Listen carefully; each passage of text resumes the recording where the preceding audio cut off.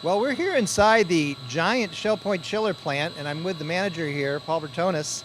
We had a little incident with one of the chillers recently, didn't we, Paul?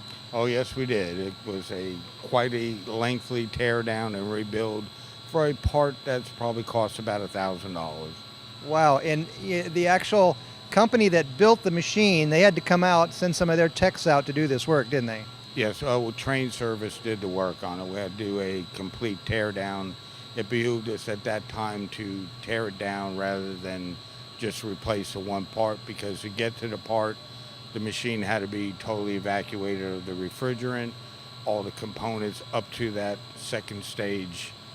They call it a tang actuator, broke, so it didn't matter what had to be done. So we did actually rebuild it, and what we called is a R renewal contract on it, which gives us an additional 5-year warranty on it. Right, so this is kind of like maybe if you threw a rod in the engine of your car, you might as well rebuild the whole engine while you're in there fixing it, right? And that's about right, yeah. And it's For a $10 part, but $10 part, but you might as well redo the whole redo motor. The whole motor. Well, this That's is a 30-year machine, so, and that's with 2 rebuilds, so this is on its second rebuild, so and- hopefully it'll stand its next life. all right, and we've got 7 of these things of this size here, right? We have 6 1,200-ton machines and 1 600-ton machine. One of the kind of half size. And all these combined are what cools most of our buildings here at Shell Point. That's correct. Okay, now this one's, I see black. Most of them are white. So what's going on with the black here? What are we actually looking at?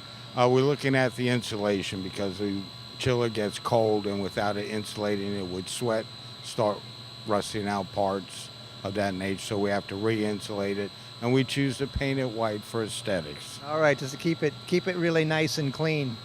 All right, well, it's this. How long did it take to get this thing fixed? 2.5 weeks.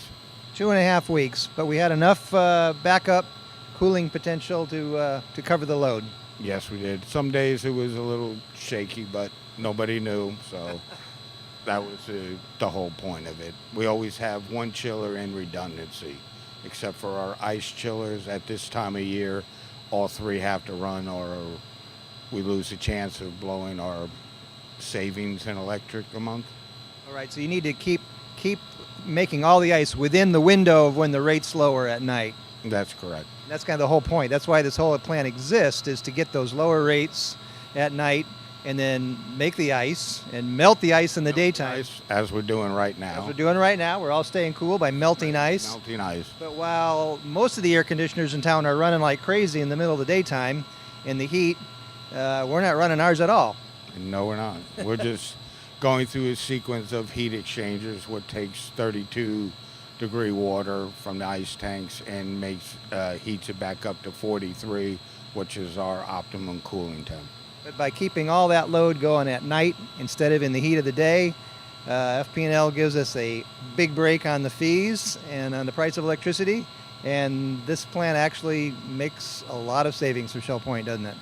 It reduces the electric about half, By half. but we'd have to spend to run this plant. So we're talking about kind of how much money? In savings, about $700,000 a year. That is a lot of money. So, Shell Point, you've got one of the most efficient systems here in the whole state for making air conditioning, and that's the kind of stewardship Shell Point is after, making the most out of what we've got, making it go as far as we can, and we got Paul here to thank for keeping this whole thing running. So, great job, Paul. Thank you for keeping us cool. We appreciate it. Now, not too long ago, Paul took us on a tour of the entire facility out the back where the ice tanks are, and he showed us the whole thing. So let's go take a look at that. So Paul, tell me a little bit about, I guess this is the Operations Control Center and a lot of this stuff and how you control it here, and really what does the chiller plant do as opposed to just having a regular commercial air conditioning unit like you would see in someone else's home? Well, this is the office here. Everything is on automation here, so we can know what's going on at any given time through our smartphone or through a computer system. It is alarmed, it's monitored. The purpose of a central plant is actually to save electricity. Now, if you have your regular DX unit, which no, particularly runs about 1.2 or 3 kW per ton. This plant runs about 8.8 kW per ton. So the savings is right there. It also gives us lots of diversification. So if something goes down, Shell Point is not without any cooling. We're roughly pumping about 6,800 gallons of water through the system, and which the system consists of about 5 miles of underground pipe from this plant to the furthest point at Turbine. All right, this system here goes out through all the property, which we can monitor all the buildings on the island, the woodlands, and Eagle Preserve. The only thing we do not monitor here is individual units. So at any given point, if somebody complains in a common area, church, pharmacy, any building of that, we can look and determine if we need to send somebody. We can also make adjustments to pumps, to thermostats, to controls, to systems right from here without having to leave unless we absolutely necessary have to. All right, Paul. Well, we're going to go out here now and take the nickel tour of this massive facility, and you can show us everything and what it does. Okay, let's go. This is the pumps that deliver the chill water throughout the system, which delivers water to Eagle Preserve, the woodlands, and to the island. This provides all the cooling out of this plant to all the individual air handlers and stuff needed. What happens next? Where do we go now?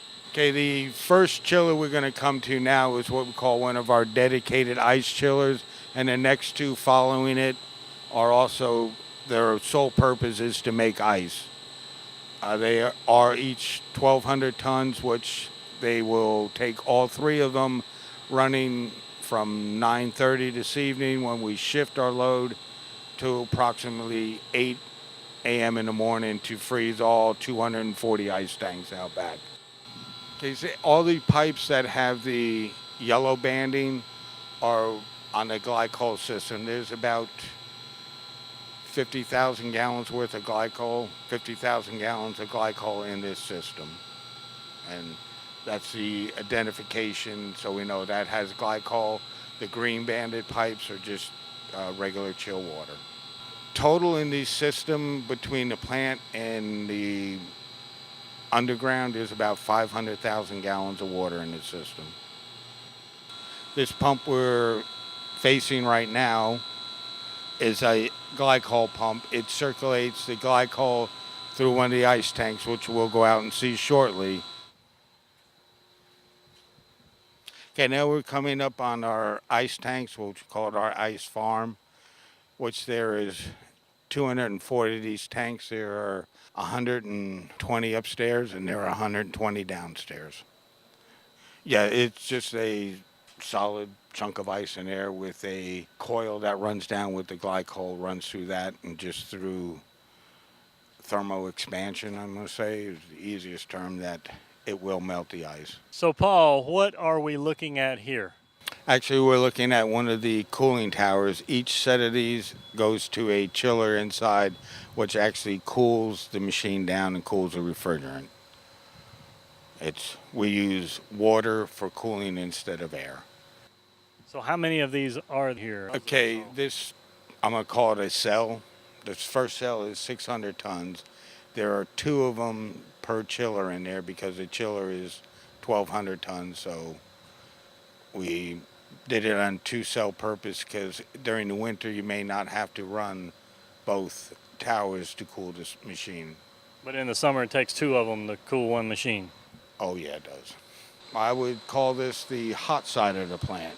This is where your pumps are that would send the heated water up through the towers so they can cool the chiller upstairs. And onto your right over there, or your left, my right, are all the boilers that would send the hot water for the heating of the Woodlands property and Eagle Preserve, which also goes through a heat exchanger, which gives all those buildings their domestic water. There are no boilers, no hot water heaters, nothing in that portion of the property. It all comes from this plant. Okay, Paul, so I see that even if you're not here on the property, you can address some of the issues. Is that right? That's correct, Rich. You asked the question what it would take to bring another piece of equipment online if we weren't here. Well, we can go through our smartphones. Right now we are bringing up the plant. Just give it a minute to load and you'll have the same picture on my screen on my phone as I will have in my office. Look at that.